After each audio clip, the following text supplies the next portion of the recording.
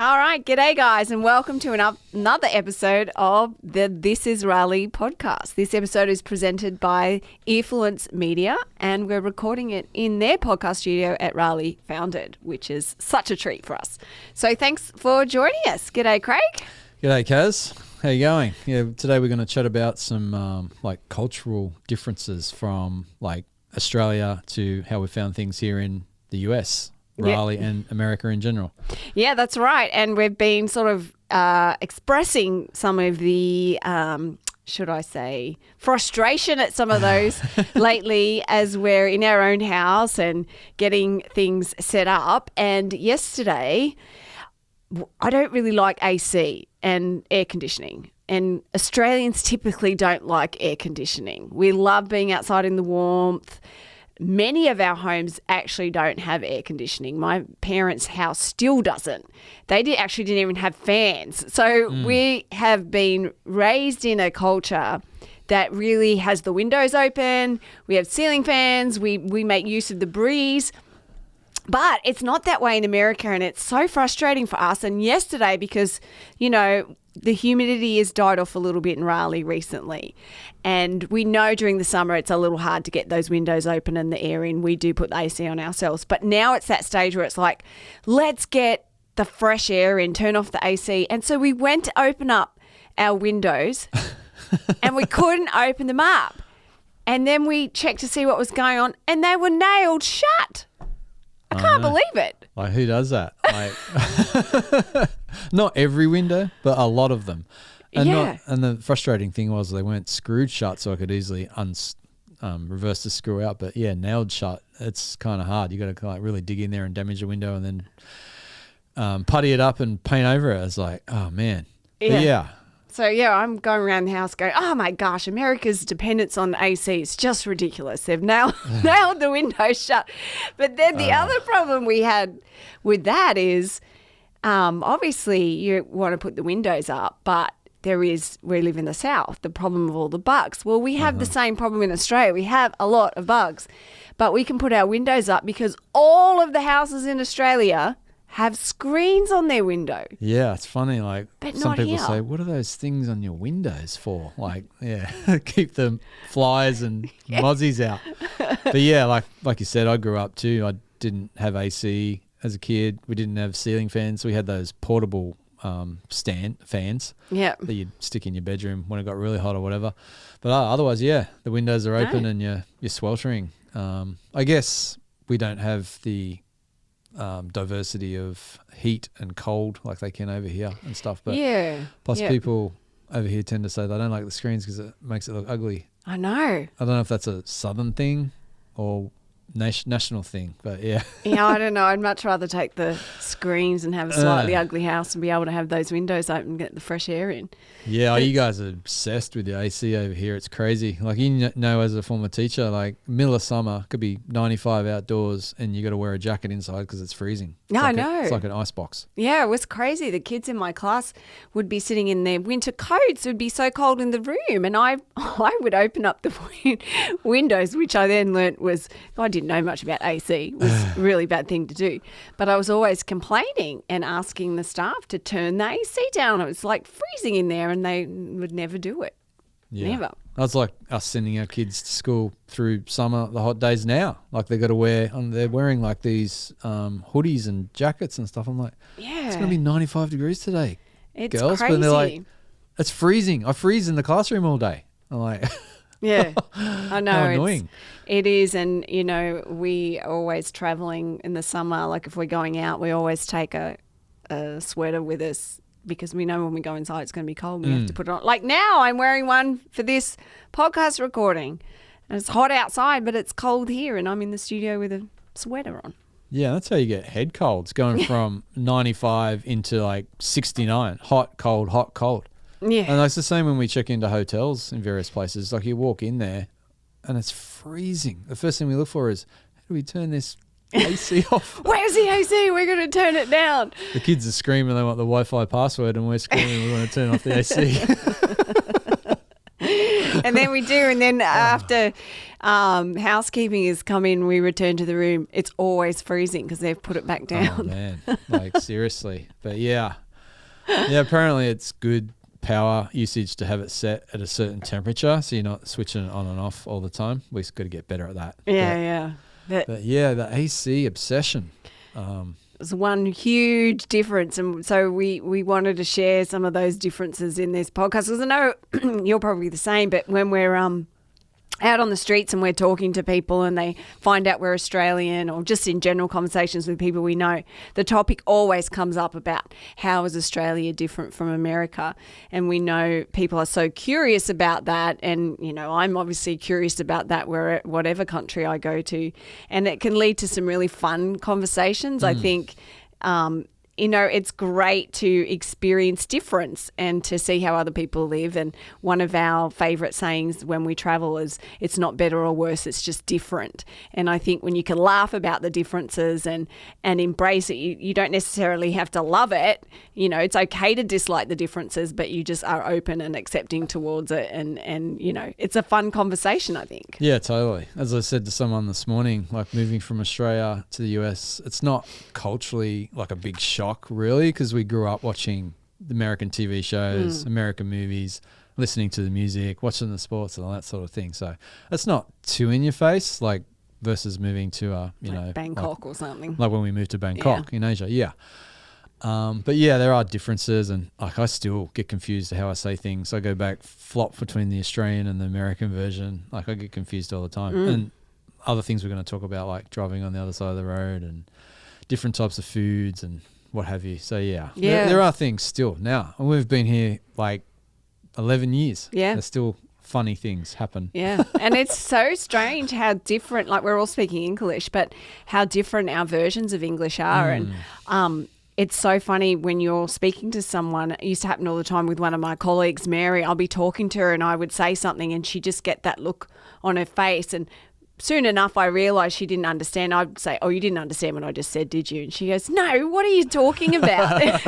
And so it's just so fun to have those interactions where, you know, we're speaking as English, but to many Americans, what we're saying sounds so foreign to them because our language, the way Australians speak, is very unique. Yeah, plus the slang that comes out. Like literally, we have a book on Australian slang that's about that thick. And our other friend used to say, particularly when we got drunk, she couldn't understand a word we were saying.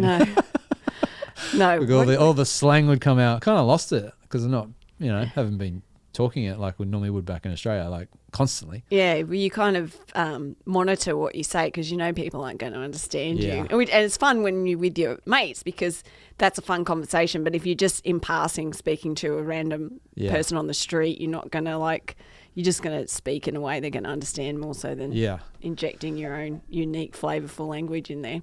But didn't you used to get into an friendly debate with a former colleague about how we say things, whether it's American English versus like how we'd say it, like Australia? I don't remember that. What was I arguing with them about? Remember? With Peter on the drives to school. Oh, with Peter. We used to have lots of good conversations in our car, but I can't remember from a language perspective some particular things. But yeah, it's always fascinating. Even the grammar is so different. And I remember when I first started blogging, I started to write a travel book, and I got one of my colleagues, an American, to read over it. And she came back and she's like showing me all these grammar mistakes.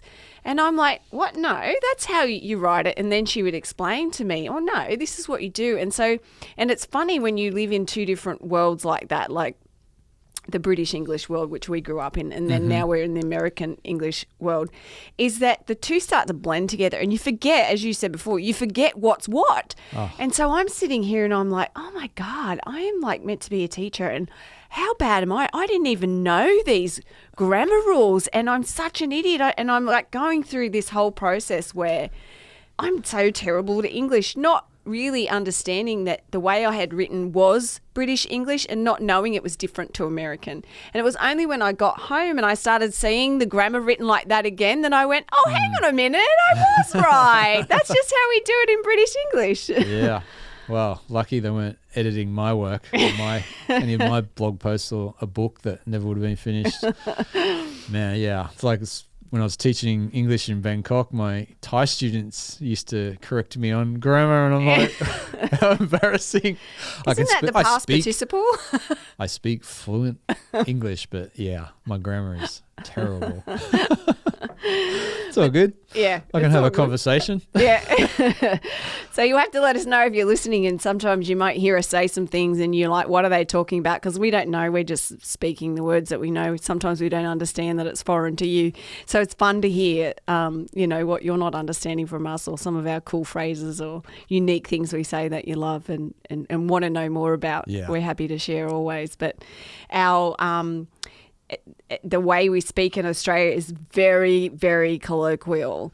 We use a lot of slang, and we are famous for shortening our words. So if you meet an Australian and it's more than likely they are not called by their birth name. As you've probably heard, my name is Caroline, but you've probably heard me being called Kaz over and over again.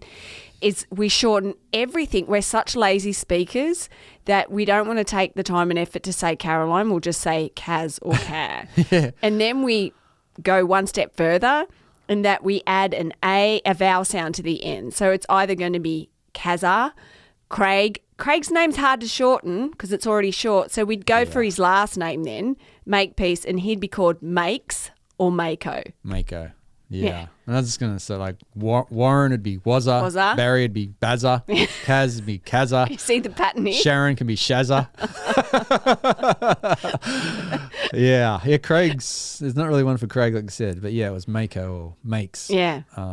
My last name being Makepeace, which people find interesting. Yeah. Well, yeah, just why I'm talking about that. It's so funny when we first moved here, and still now, so many people like my last name, Makepeace, or our last name, think that, are you American Indian? Yeah. Like, so many people have asked me that, and I'm like, do I look like it or sound like it?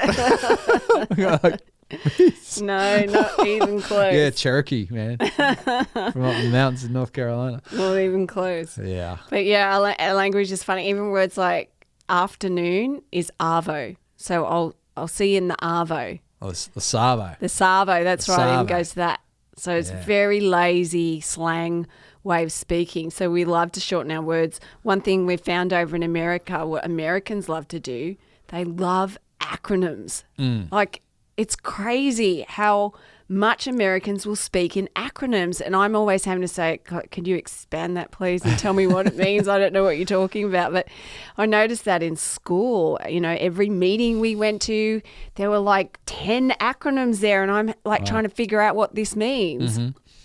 So Americans, you're big on your acronyms. Australians are big as shortening words. Remember a It's kind of few the that same. used to stump you? Oh, God. They have an acronym for everything. I can't, no, not off the top of my head, but, like NATO. I'm just throwing that one out there because everyone knows it. Yeah. Lots. Yeah.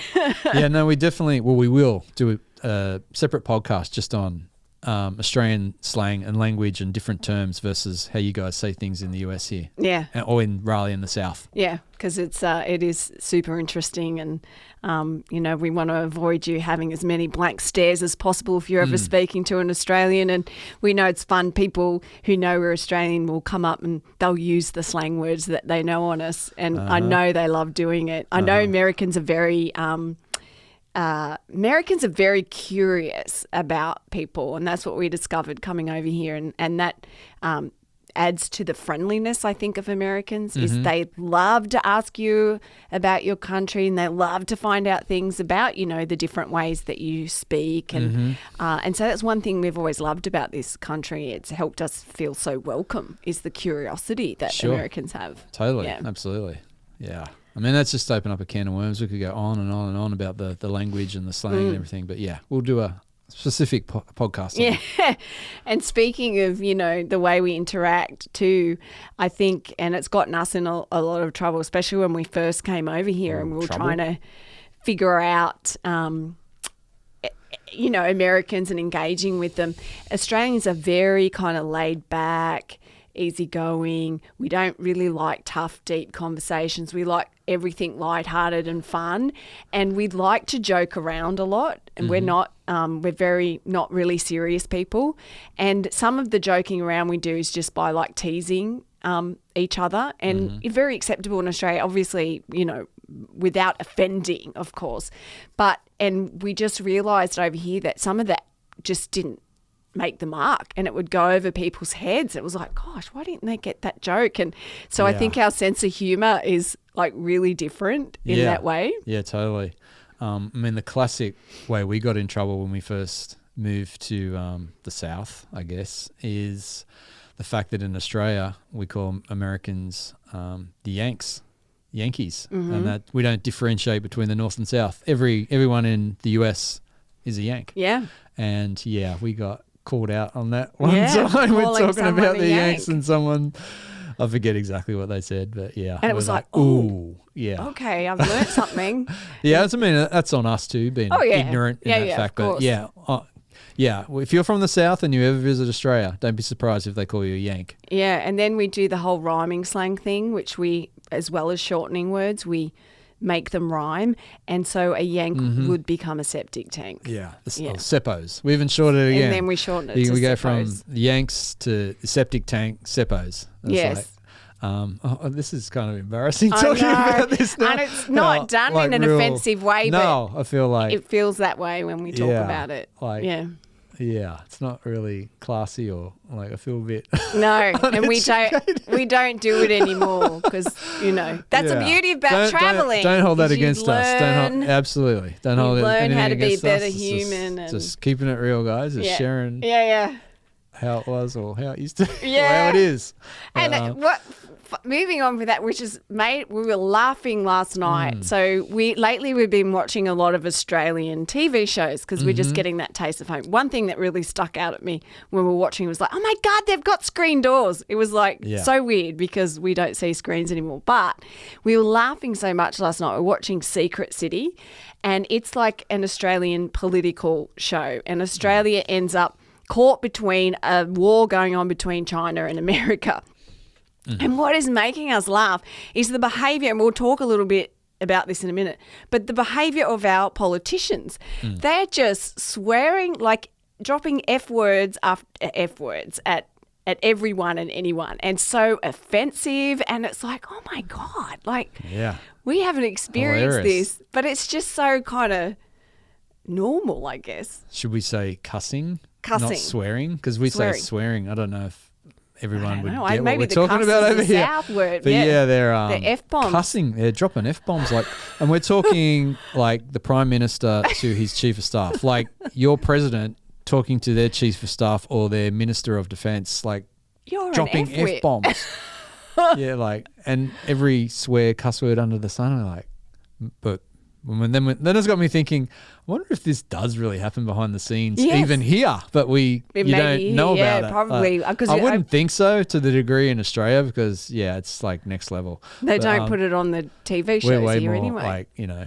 Our background is, the convict background and stuff, the ochre and the slang and everything is like, But even in the real world now, so another huge difference is that politics is not a big thing in Australia. I think it's probably changing a little bit more now, to be honest. But when we were growing up, you never spoke about politics with your friends ever. It's just, I don't think Australians have the same level of respect or awe for political leaders. And a lot of that, I think, extends back to our cultural history. And if you're not aware of it, white Australia originated and started as a penal colony from the English. So we've always had that been very anti-establishment, anti-police law, all of that. So I think it comes down to that. But what's one thing we have in Australia, and if you have time to do this, I'm sure you could stream it online, to have a look at the behaviour of our political leaders. We have a thing called Question Time, and it's an hour and it gets aired, and it is just like an hour of our political leaders arguing against each other, calling each other names because they have this kind of like permission to do or say whatever they want within this question time. And so they can insult each other as much as they like during this. It is it's insane. It's embarrassing when you think about it, but it's like schoolyard, like high school bickering. Yeah. I'm like, listen to you children. Are you like, can you stop and please run the country? I know, you're like, you're in charge of making these big, you're running the place and you're like carrying on like this. It's like, what? It's crazy. Oh man. But when you just said before, like when you look back at our history and stuff and where we've come from and stuff. So guys, everything we say on today's podcast, we can blame the Brits. Joking. I'm joking. I think everyone does that. Yeah. No, we love the English. Love the Brits. Got some very good Brit friends right here in Raleigh. Americans got them out. We still haven't done that yet. No, we're still the boss of our country. Yeah. Yeah, but no, the politics side of things, like growing up in Australia, like we care more about our sports and politics and like stuff like that. I mean, it's so funny. Like Americans just seem to know everything about everything, and particularly politics. And like people you speak to, they could literally name probably every president. But if you asked me to name all the Australian prime ministers over time, I would struggle massively. You're lucky to name 5. I know. Well, it's embarrassingly like, when we think about things like that. And and elections. Talk about elections. Like in Australia, the other difference is it's compulsory to vote. Otherwise, we get fined. Yep. And we certainly don't have election parties, which was another crazy thing when we come over here. Like we went to an election. It was like going to a Super Bowl party. I'm like, what is this? Like you're sitting around watching the results come in, and oh man, and try and understand that the voting system, the electoral college, which is still confusing. And like, wow, just have one vote, one person, and like first past the post. Please. I know. Keep it simple for me. I'm a simple man. Yeah, we're Australian. Has to be simple for us. But man, it's crazy. Like electoral college, and I mean, I think even a lot of Americans still don't understand it. But yeah, it's outdated, I guess. Yeah. Like, but I think it's been good. I'm sure. I know you feel the same because you've bought yourself a whole bunch of books that you've been reading. But it's kind of forced of us because both of us went, oh God, like Americans talk about all these things and we don't know anything. And you kind of felt like, I just don't know anything. I have kind of no insights or history. I'm not sort of into that because, as I said, we're like out, talking about sport or different things that we're doing, our travels and all that. We sort of don't go real deep like that. And so, from a history perspective for Australia as well, it's so sort of dark and shady that there's not a lot of information out there. So it's forced us to go, okay, well, I want to be a little bit more knowledgeable about stuff and learn so that we have things to talk about when we hang out with Americans. I guess us Australian men, we don't tend to go too deep on a lot of topics. I think it's just normal across the board. Sitting around a barbecue or a grill, we're going to talk about this difference in a minute too. But yeah, we're talking about sports or travels or what have you. We're certainly not talking about, politics. And we're not even talking about things like the stock market and stuff like you guys do over here. That's another big difference. Like, I would hardly know anyone who would invest in the stock market, and we'll talk about trading and shares and things like that. Yeah. Yeah, so if you are chatting to an Australian, you might notice that difference that an Australian will kind of keep bringing it back to sort of light-hearted conversation, easy kind of stuff. Not all the time, of course. No. Obviously, we're always just talking about generalised things, and it's not always like that, but that's kind of typical what you experience. And going back to the whole political thing, one really unique thing about Australians and what we have done in the political arena is we actually lost a Prime Minister. Oh, yeah, like literally lost him. We lost him. He vanished, disappeared. Holt. How was that possible?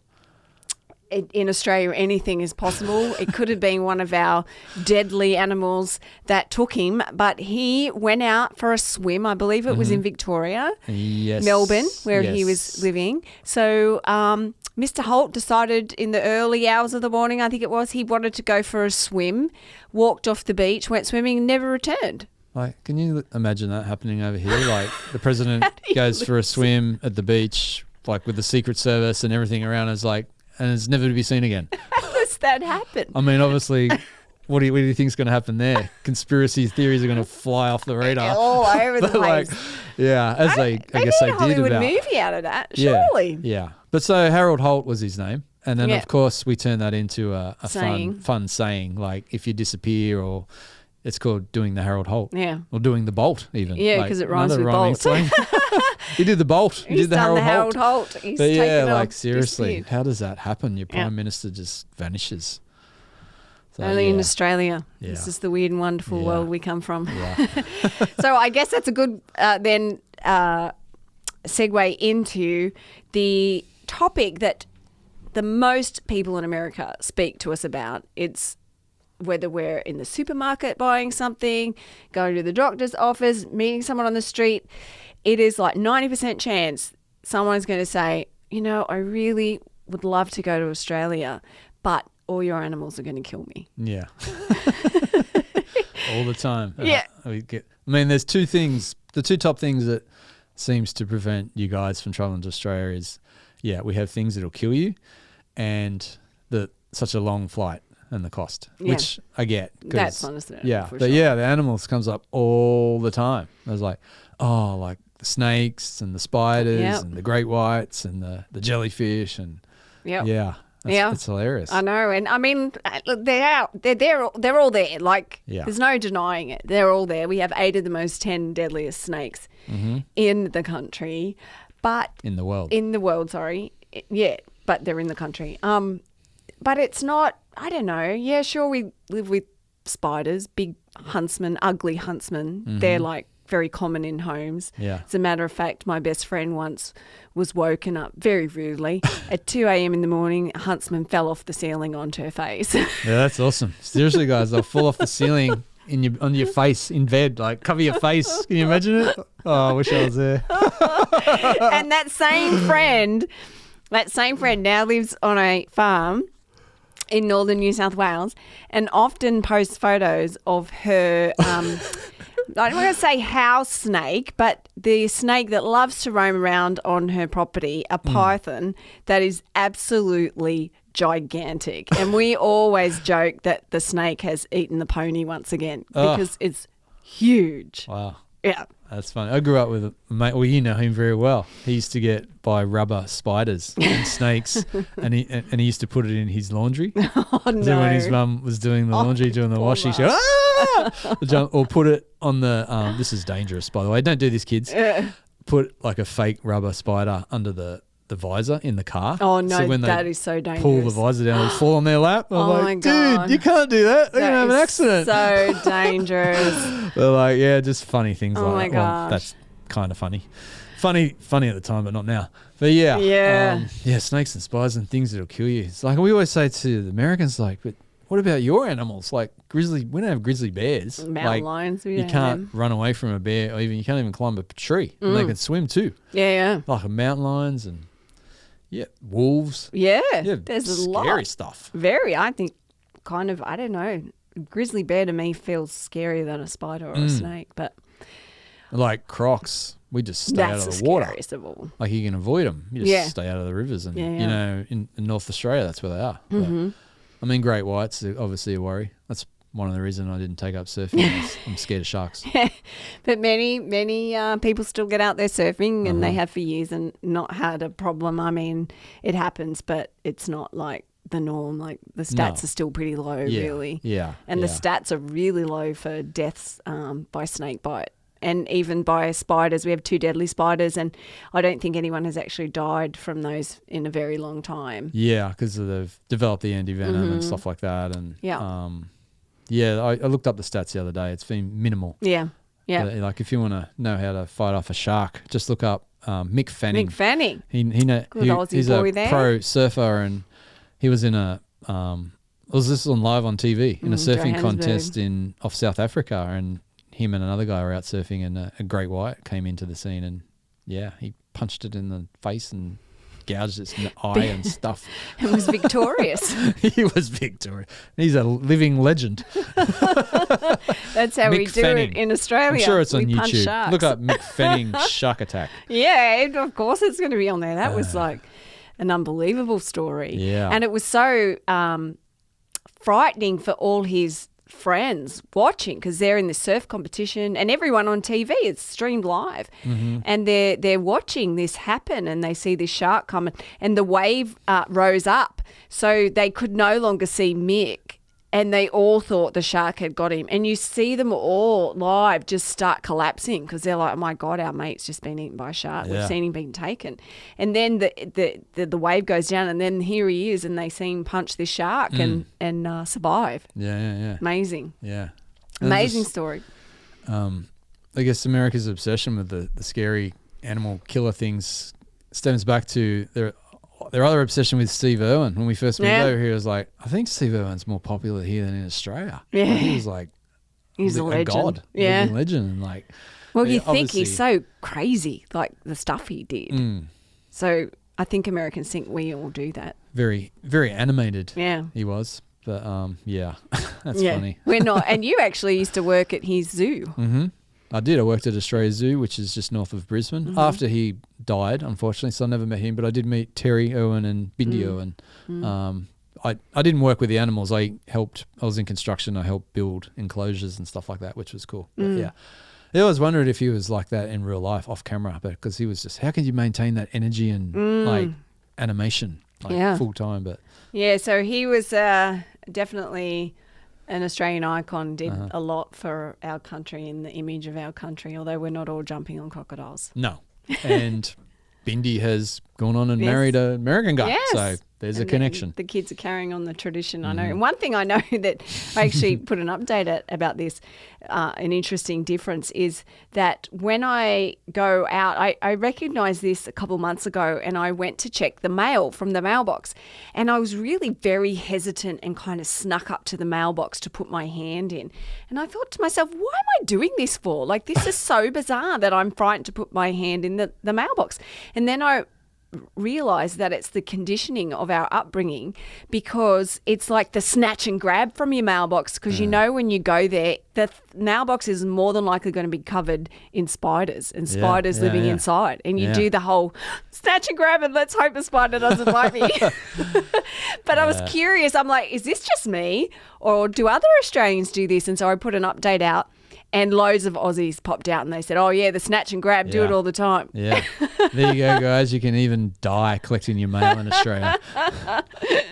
Down under. It's going to get you many ways. But no, they I had a swimming pool in our backyard, and the funnel web spider, the Sydney funnel web deadly spider, they love water, and they used to get in the pool filters and stuff like that, and always in your pool or in your shoes, because they like dark, moist places, or gardening. Yeah. And then the redback spiders that used to get in your toilet. So when Yeah. you're sitting on the toilet, you could get bitten on the bum. Yes, and we also green tree frogs like to hang out in the toilets too. When you flush, they flush around, and I think they like it in there. Wow, I think this episode is going to turn off more Americans from traveling to Australia. Sorry, Tourism Australia.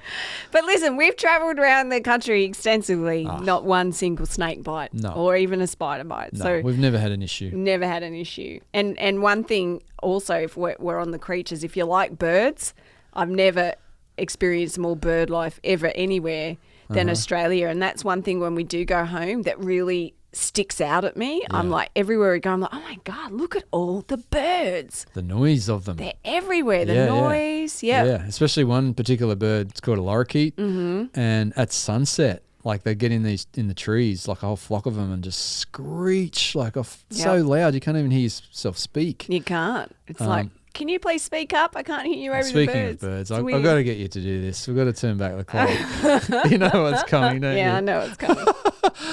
When, one of the famous bird life we have in Australia, the kookaburra. Love the kookaburra. Love the kookaburra. It's like the human alarm Love it. clock. Yeah. Wake you up early in It the morning. does, But, yeah. but when you were first teaching in Johnston County Elementary School, you had to do the announcements over the PA system or Yep. whatever it's called. Is it a called PA system? Yeah, I think so. Microphone? I don't know. Yeah. So again, I figured how to say things half Yeah. the time. and they wanted you to make the noise of the kookaburra. Well, they didn't want me to. I decided to do it without them realising what I was going to do. So I did I think it was my weekly Australian show where I shared an interesting fact about Australia. I don't think I shared that we lost a Prime Minister. The kids would have loved that one. So I thought, okay, I'm gonna pep this up a little. I'm going to be a kookaburra on the show for them. Yeah. So I think I may have spoken about the kookaburra, and then I let them know exactly what the kookaburra sounds like.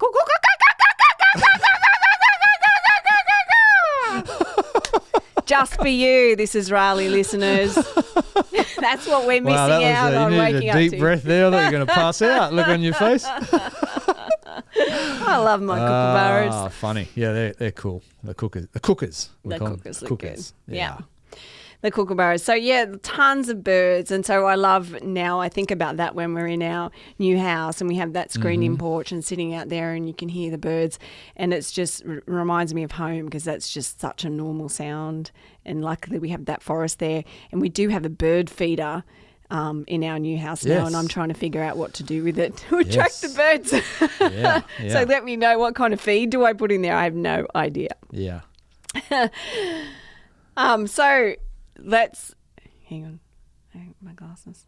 Just pausing here for a minute. Do you have your glasses? Okay. Ready? Hang on, No, I'll I'm get a good. drink. I'm good. 45 seconds to go. Oh, don't worry. Another thing to buy, another battery. And so while we're on our house, another thing that we're remembering as we're moving around our house now is that Americans love the dryer. Now in Australia, again, it's rare for homes to have dryers, probably increasing a little bit more now. But Australians love to air dry their clothes. And tell them our Australian invention that we have in the backyards that Americans have no idea what we're talking about. Yeah, I was talking to the guy in Best Buy the other day because we went in to get a dryer because we've become Americanized. Yeah, we have become. It's like, oh my God, we need a dryer. But I said, hey, mate, do you sell any Hills hoists in here? And he's like, what? Hills hoists? Yeah, Hills hoists. Haven't heard of a Hills hoist? It's like a famous classic clothesline. We use clotheslines in Australia to dry our clothes and put them up in the backyard. Like they're freestanding, or some of them can be attached to like your side of your house, like the brick wall or whatever. But yeah, the clothesline, Hills hoist. Hills hoist. It's an Australian invention, and so you wind it up, and you can wind it up and down depending on how high and low you want the clothes to be, and you hang the clothes up. And you know, the Hills hoist provided all the children of Australia great entertainment when they were young because you would hang off them and swing around them. Swing around them.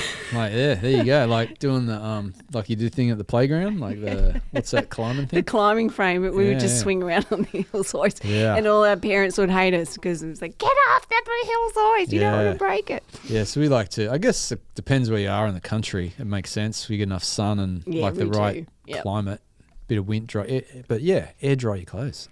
Yeah. So much nicer, and your clothes last longer. Plus, environmentally, it's way better.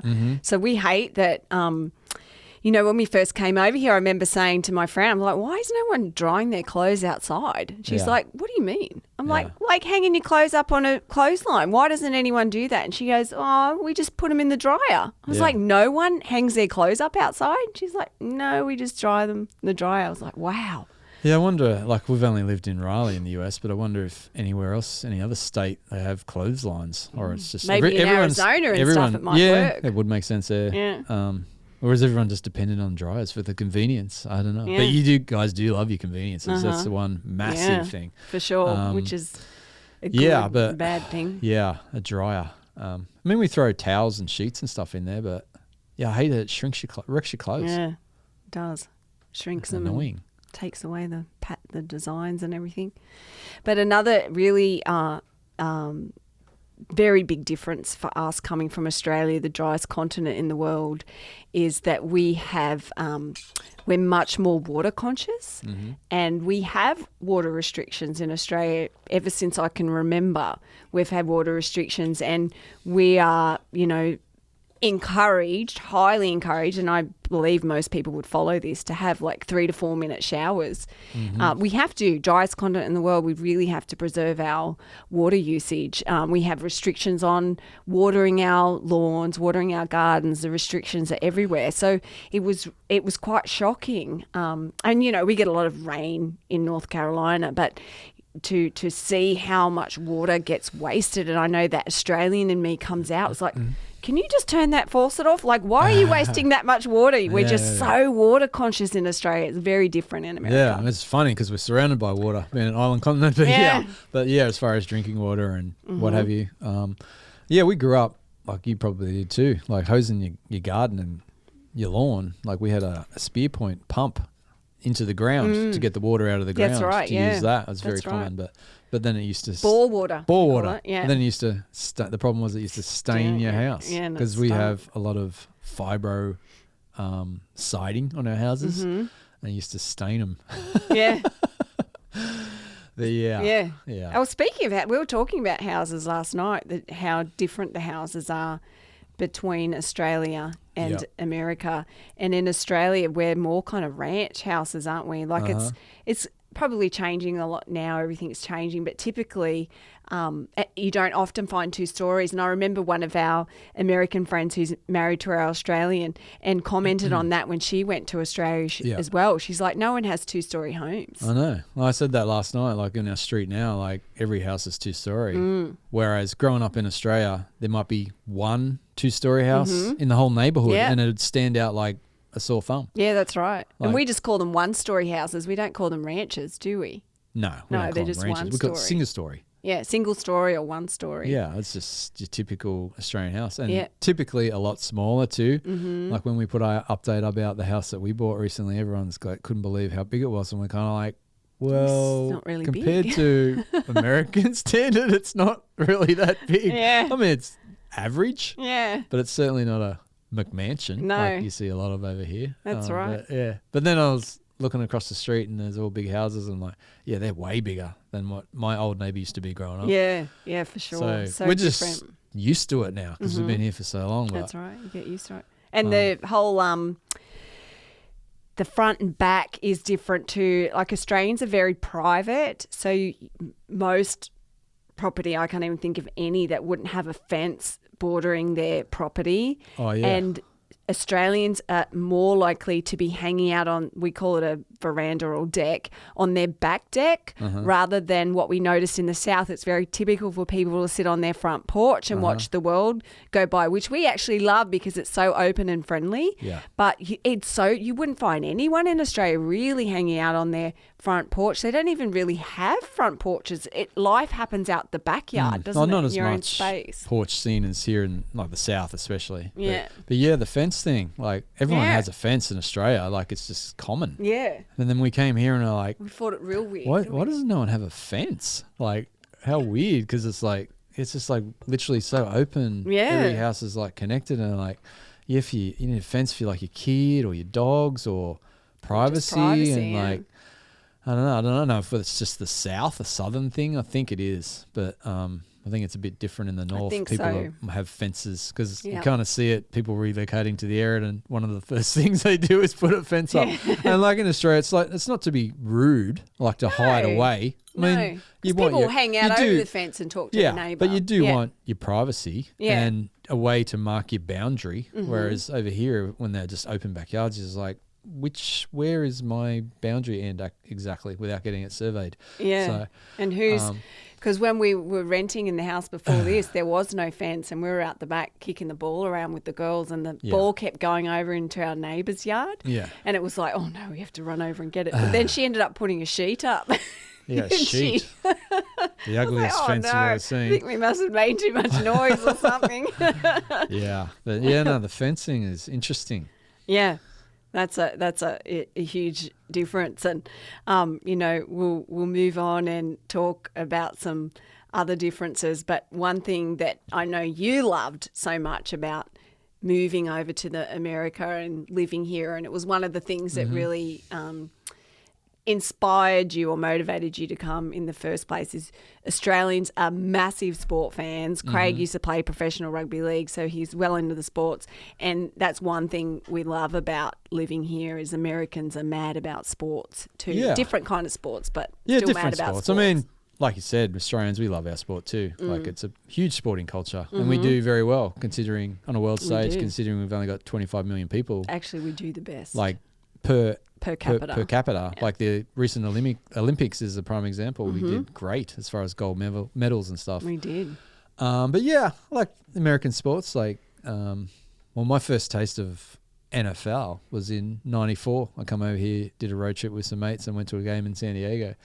And yeah, that was fun. It's different. Like it's a slow sport and Australians will get bored with it. But I think like cricket is slow. And they always complain, it goes for 3 or 4 hours. But I'm like, you'll watch a cricket that goes for a whole day. Yeah. Or baseball is slow. And actually, some cricket games go for 5 days. That's so right. I don't understand why you complain and why it takes so long and get no result. Like, yeah. But yeah, Well, like I think the NFL. it's not understanding it, isn't it? And I because I was totally. like that. I was like, because you obviously were into all of that, and you're like, come on, you're gonna love it, and I'm like, oh my gosh. And I think once you come over here and understand it, it's more of a cultural experience. Yeah. I think and cricket can be like that too. Like Yeah. it's more of there's so much going on when you go to watch a game here. Like you got the cheerleaders, Yeah, you've got yeah, the yeah. band playing. Yeah, and, music and yeah, like stuff. tailgating, all of that. But as far as the game, I guess the Australian games are more free-flowing, whereas the US ones are more stop-start, like baseball, NFL, even basketball, although their timeouts and stuff, it can take, like there's, 5 Goes minutes left in forever. the game and goes for 30 minutes. Yeah, you're like, okay, come on, let's get this done. We just don't go another timeout, please. Just get it done. But yeah, the pace of the game. But yeah, I love the whole like college sports, college football, like the tailgating. Like it's not just the game. Like you can go just for the party. Yeah. Which is super fun. Yeah. Like the tailgating, and people don't even go into the game. Like they have your big screens outside and stuff like that, and have your grill outs and your music and Yeah. yeah. It's so different. I awesome. don't think, one, college sport's not a thing in Australia. I mean, it's No. there, but it's no one will go and watch a game.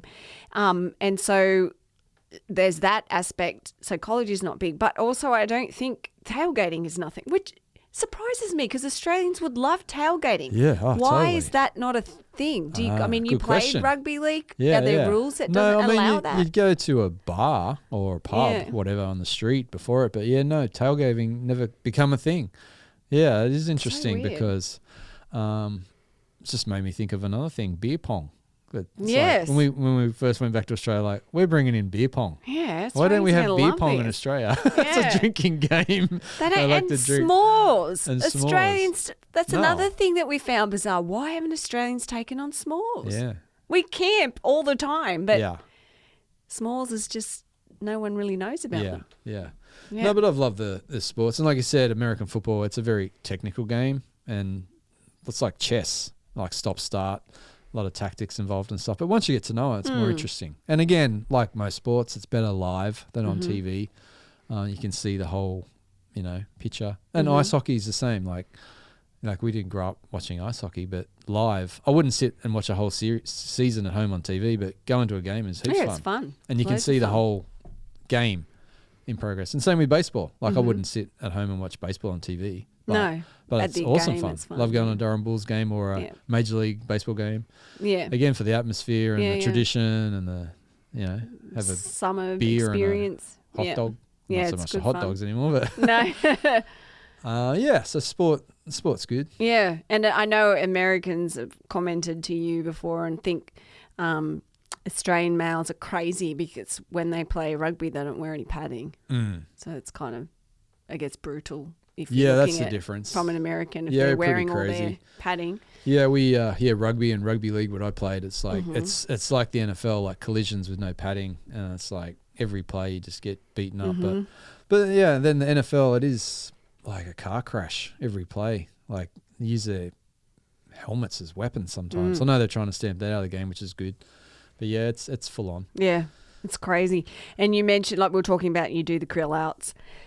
So that's another difference in Australia. We don't call them grill outs. Barbecue means a completely different thing in Australia. It's not like pork pulled pork or anything like that. A barbecue is actually the art of cooking on a grill in Australia. So barbecues are a thing. It's probably as common as you do your grill outs. Same thing. We just call it a barbecue. But one thing is big on the barbecue in Australia: sausages. Yeah. We call them snags on the barbie. Sausage sizzles. And our sausages in Australia are so good. We haven't found any comparable ones. Sorry, America. We just haven't. But that's just so common. Throw some sausages on the barbecue. You go to like our equivalent of Home Depot. We call it Bunnings on a weekend. They have a sausage sizzle out the front. Fundraiser of some sort. You can pick up a $1 sausage on a bread and everyone's very happy. Yeah, we have great beef sausages and they're just good quality. There's just beef without all the crap that you guys add into your sausages over here. Like you literally can't go and get a plain sausage, like all the, because it's hard with our kids because they're fussy eaters. But sausage sizzle because they're sizzling. Yes. Oh, you walk down to the beach and we've got free like barbecues on the beach and you can smell the onion and the bacon and the sausages and it's like heaven. Yeah. And even when we have to go and vote, like we have to go and vote at schools, they'll have a sausage sizzle. They will to try and get you in. Which you have to go there anyway because it's like compensation for being forced to vote. Yeah. We'll give you a sausage sizzle. But we also love to throw seafood on our barbecues. That's really big because we have amazing seafood, the best seafood. We still haven't found a prawn. We call them prawns, not shrimp, like an Australian prawn. I was going to say, we do not throw shrimps on the barbie, guys. They're called prawns. Yes. Yes. And Crocodile Dundee, we'll blame him for that. That's not accurate at all. Yeah. And the other thing that kills me about the seafood over here is you guys grill everything. You just murder it. Like everything's got to be deep fried. Yeah. I'm sorry. Fried, not grilled. Yeah, we do it grilled or barbecued. We do it grilled. Yeah, we like it fresh, but you guys fry everything to death. Yeah. Like, oh man, even like oysters and everything, like mussels and clams and scampi. So good fresh. Yes, so good. We have bugs in Australia, Moreton Bay bugs and Balmain Bay bugs and the bugs of the sea, and they are delicious, aren't they? It's not something I've found in any other country before. Yeah, we love to seek out over here like grilled fresh seafood. Yep. Help us out, guys. Yes, help us out. And moving on to food as well, talking about food, one thing I found, I just spoke to Craig about this before and he hasn't really noticed it, but stuck out to me, as soon as I moved over here. And I was just kind of watching people eat. And the way we use our cutlery is very different. So in Australia, we have the fork in the left hand, the knife in the right, and we use both of them when we eat. We cut up our food, we'll mix up our food on the fork and eat it that way. And typically we keep the knife and fork in our hands the entire time. And when I came over here, I noticed that a knife is rarely used. That Americans, I don't know if it's just in the South or not, but typically just use a fork and they move everything around on their plate with the fork, even cut things with the fork. Obviously a steak, you can't do that. But it really stuck out to me. It was like, that's such a weird but huge difference. That's very observant. I haven't noticed that. Yeah. And should we call it silverware or cutlery? Oh, yeah, sorry. We call it cutlery. Americans call it silverware. And then the other thing that confuses me all the time is it a napkin or is it a... we could say serviette. Serviette. Yeah. I still get confused sometimes. I still use cutlery all the time and the server will kind of look at me. Some of them know and then I mean, silverware. Do you have silverware? And so... Let me just see. Isn't it rude to watch people eat? Well, I don't know. Maybe in Australia it's rude. And then kind of our kind of casual sort of approach to life. We're talking about laid back, she'll be right, kind of don't worry about it, problems will sort themselves out. That extends over to our clothes as well. We're very casual clothes wearers. Flip-flops, we call them thongs. Standard kind of attire. People will get around in them everywhere, which you can see over here is quite common as well. But one thing that I know Americans have found weird, and on the opposite end, I found Americans weird. We walk around with our bare feet a lot. We even go to the supermarket and stuff with our bare feet. Yeah. And the grocery store. The grocery store. Yeah, I know. You wouldn't be looked at. I guess strangely. I wonder if it's the same on the coast because we grew up by the beach. Yeah, so maybe it's a coastal more thing. board shorts. flip. Well, one thing we did, another thing we got in trouble over here is saying thongs. Yeah. Like, you got your thongs on? Where's your thongs? Why aren't you wearing your thongs? Meaning flip-flops, of course. No. But yeah, that's funny. Yeah. But yeah, maybe it's like the surfy beach culture. But no, yeah. No, even in the outback, people Yeah, were barefoot. getting around their thongs. Yeah. Or barefoot. They're barefoot, which is surprising considering all the snakes and deadly creatures we Yeah, have. We're totally. walking around barefoot. That's but true. Or your pluggers. Got your pluggers on. But yeah, yeah, that's funny. Thongs. Yeah. And Our thongs and our work attitude as well is very casual. Well, not casual actually. And I've had Americans comment to me about this who've also been to Australia and they've noticed it. This is Australians have a work to live kind of. Did I say that? Yeah, work to live kind of mentality about life, and that's evident in the amount of annual leave we get every year. And we are really hard workers, and it's a misconception about Australians because we are kind of so laid back that it's commonly viewed that we're perhaps lazy, but I don't believe it. I think Australians are really hard workers, but we also play really hard. Yeah. And within our life, we work really hard to balance the two. So we have equal work, equal play. yeah, whereas over in America here, they seem to live Work for too work. hard. You're Yeah. obsessed with working. I don't know. It's that thing like corporate America. You got to climb the ladder, and the way to do that is just constantly working and trying to get up through, raise the ranks through that way. Yeah, it was quite eye-opening.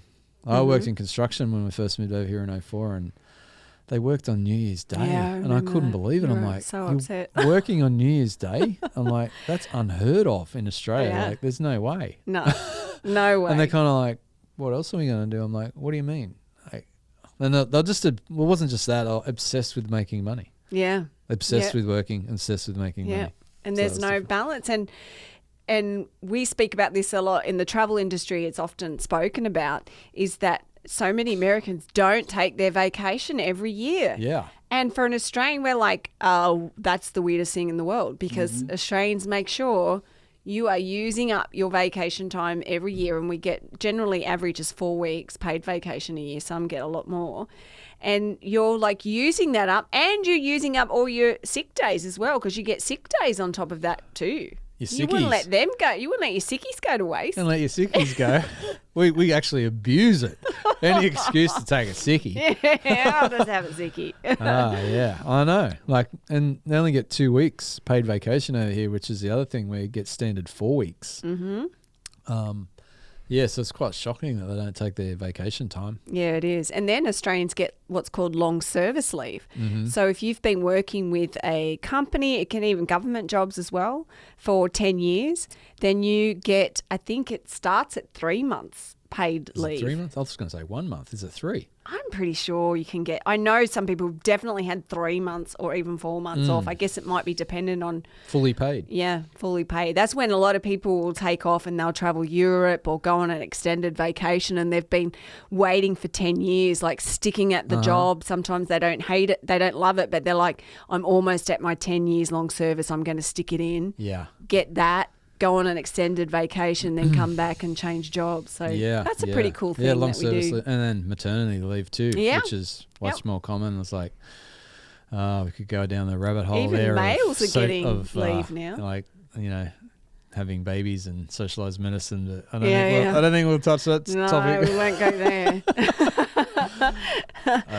But yeah, and another thing, going back to the whole work thing, is smoko is a big thing, which is so many people in Australia don't smoke anymore, but No.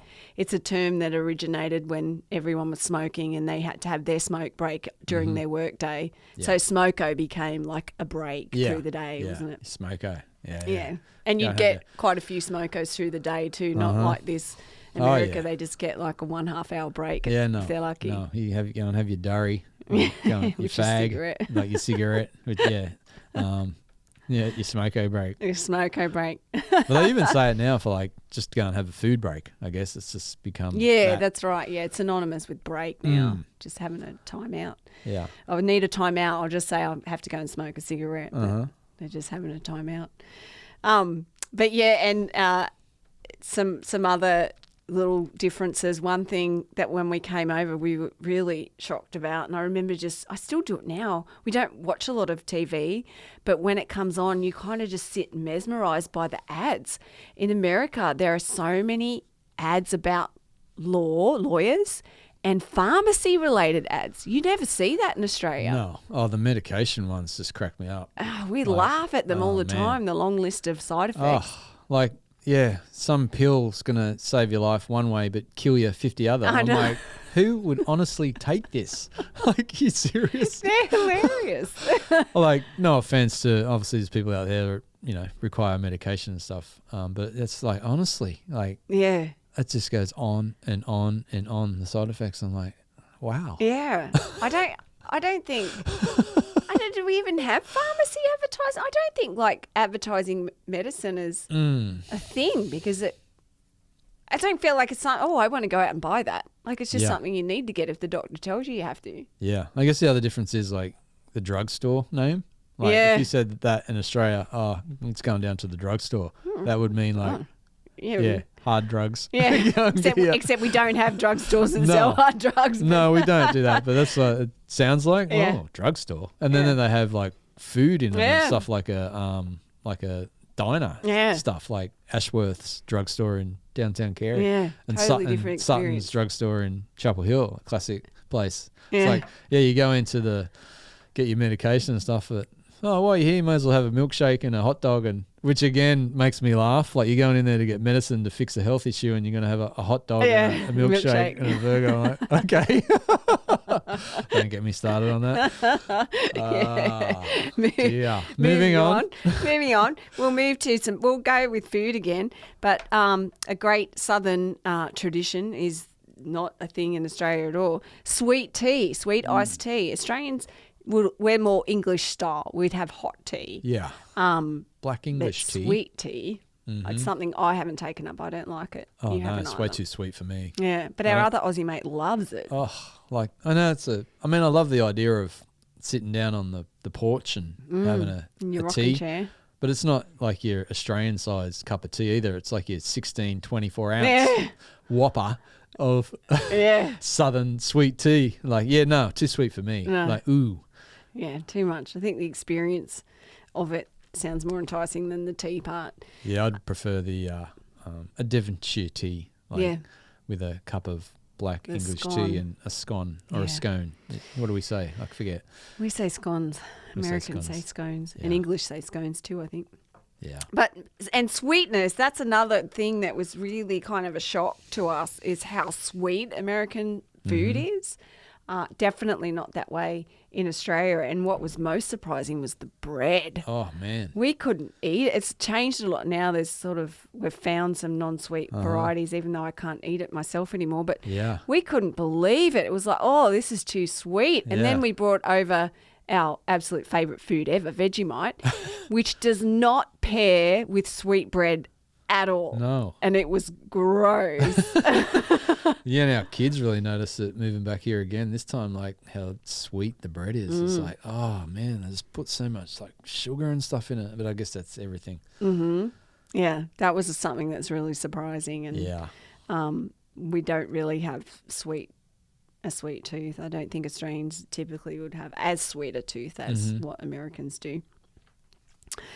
And so kind of a few other things that we think about every time we're driving and we come to a right on red. We love the right on reds in America. What a great idea. Such a great idea. We don't have them in Australia. We have to wait, and it would be a right on left for us because we drive on the opposite side of the road. Would it be a left on red? No, sorry. What did I say? Right on left. Right on left. Right on left. We're doing a right on left. See, that's how upside down, topsy-turvy we are in Australia. We do rights on lefts. A left on red. Left on red. A left on red. Oh, man. Now you got me confused. Rights on lefts. Oh, my gosh. Okay. We're going to have to wrap this up in a minute. I think we're getting real tired. But left on red. But we do have an abundance of roundabouts. So similar kind of concept, flowing the traffic on. So you don't have to sit there and wait. So it's kind of like a right on red. But we'd love the right on red. We wish they had that in Australia more. Yeah, it keeps the traffic flowing. Like if there's Yep. nothing coming and it's safe, Yep. like why not? Exactly. But Australia's the land of roundabouts. We are. And you guys honestly do not know how to drive I roundabouts know, here. it's so Like, funny. oh man, like, seriously, what's Scary. going on here?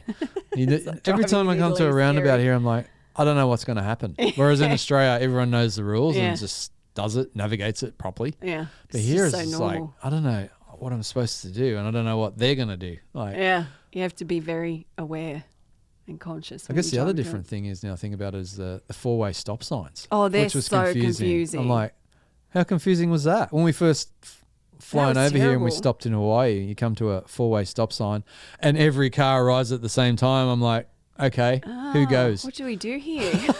A four-way.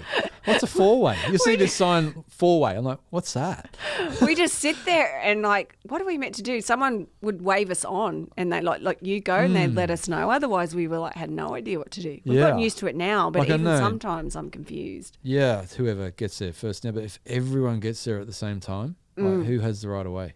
I still don't know. I think it's whoever wants to wave someone through first. No, I think Who's it's kind enough. It's to the right of you, I think, or Yeah. it goes around that way or something. I could be wrong. I should know this by now. I know, but it never seems be the same. But one thing about Americans, there's a lot of it. My parents will comment on this when they come over. Very courteous drivers. Like I'm sure it's different in New York and LA, but here you hardly ever experience road rage. And one thing that we're always conscious of, because in Australia, you will like check out the traffic when you're walking and you'll be ready to cross the road. And so you'll judge where the cars are and you'll pick a gap and you'll walk across the road. No cars around you coming back and forth will stop, because it's just the unwritten law in Australia that you're figuring out you can get across the road safely. But we try to do that here in America and all the cars stop. And we're like, oh, we forgot they do that here, because we don't want to interrupt the traffic. And so we just walk out judging the walk, but then all the cars will stop. And we're like, oh, man, it's got us again. I don't know if it's a southern thing, but yeah, it's funny. Like you'd just be on the side of the road, not at a crosswalk. Yeah, or not at a like crosswalk. zebra I'm talking crossing, about, we yeah. call 'em. But yeah, and then I don't know how it doesn't cause more accidents, because a car will be driving along and just suddenly stop for a pedestrian in the middle of the road. I don't know how someone doesn't ram up their butt all the I time. know. I think that person they're stopping for would have to used be to an it. Australian, because I don't think Americans jaywalk at all, really, Yeah, because yeah. of that, probably. Yeah, it's funny. Yeah. It took a bit of getting used to. It's it nice. is. I like it though. Yeah, very courteous. And they'll let people through. I know it doesn't happen all the time. You'll experience some of it where people aren't courteous, but generally we've discovered that on the road, which is good. Yes, ma'am. Yes, talking about courteousness, politeness, the whole ma'am and sir thing was hugely culturally different for us coming over. You would never hear anyone calling someone sir or ma'am in Australia, and Australians they get really funny about it. I felt funny about it. My dad felt funny about it. And we had some friends who from Australia who met up with us the other week, and they said the same thing. I feel weird when someone says ma'am to me or sir, and you feel like you need to correct them and say, well, you don't need to call me that. It's Yeah. like such a different cultural Yeah, experience. back in Australia, like the only person you call sir is like someone of like High authority. high authority and Yeah. importance, like not just any guy Yeah. or any lady, like ma'am. But Yeah. it's nice. I like it. I appreciate it now. Yeah, we Like do. it would just be like hoy, you or hey or mate or what. Yeah. It's like much more polite. Yeah. But over here, it's so courteous and so polite. And once we got over that the whole thing, bringing it back to where we said it's not better or worse, it's just different. Yeah. Once we accepted that, it's just different. And it wasn't our place to say, don't call me that, because we're in another culture. It was like, okay, I'm going to be open and accepting of this, that this is how they greet people, and my students want to call me ma'am. And once I did that and I opened up to it, I was like, I actually really like this. This is Yeah. really nice. Yeah, totally. Yeah. Yeah. So that's we good. use that all the time ourselves now. That's one thing we have adopted. Mm-hmm. Sir and ma'am. I think we've kind of gone over a lot of differences. I mean, we could be talking about this forever and ever. There's so many different cultural differences. Yeah. We can talk about more things if you let us know some more things you might want to hear, some things that have piqued your interest. Remember, over on whytravelblog.com, we have a lot of Australian content on there. I do have a post that says, warning, all the Australian animals will kill you or something like that. It's just a sort of tongue-in-cheek post. But if you're interested in our deadly animals and a few stats that go along, you can find that post there. I guess the other couple of things that just come to mind is the conveniences that Americans love, man. Like what we weren't used to, like pay at the pump and drive-through banking. Miss and like, that. oh, how when good we're was home. pay at the pump? Pay at the pump. I couldn't believe. I still can't believe that Australians don't have it. Maybe it's coming now, but I remember we went home after 2 years living here, and that's when we had cholera. And you know, when you have a baby in the car and you have to fill up the car with petrol or fuel and they're asleep, in Australia you have to wake them up, take them out and go into the service area and pay there. So we're talking about the servo. If you know what we're talking about right now. It's the servo. The gas station. Yeah. Yeah. If you're a parent with a young kid in Australia, that was annoying. So having annoying. to go into the gas station to pay for your fuel. Whereas when we come over here and kids were young, it's like, just pay at the pump and you're right there with your kid. It's awesome. Yeah, so awesome. Convenient. And drive-through banking. I know, but we do have drive-through bottle shops. Oh, we do have drive-through in bottle Australia. shops. That's the only Priorities. drive-through we have aside from McDonald's. We have drive-through bottle shops. Oh, we got to talk about the alcohol at grocery stores. Yes, in America you can buy alcohol at grocery stores. You cannot do that in Australia. No, we have drive-through bottle shops, but the only place you can get alcohol is at a bottle shop or a liquor store. Well, in Australia, bottle shop sells everything. Like there's no, like in America, you have the supermarket selling beer and wine, then you have your liquor store selling liquor.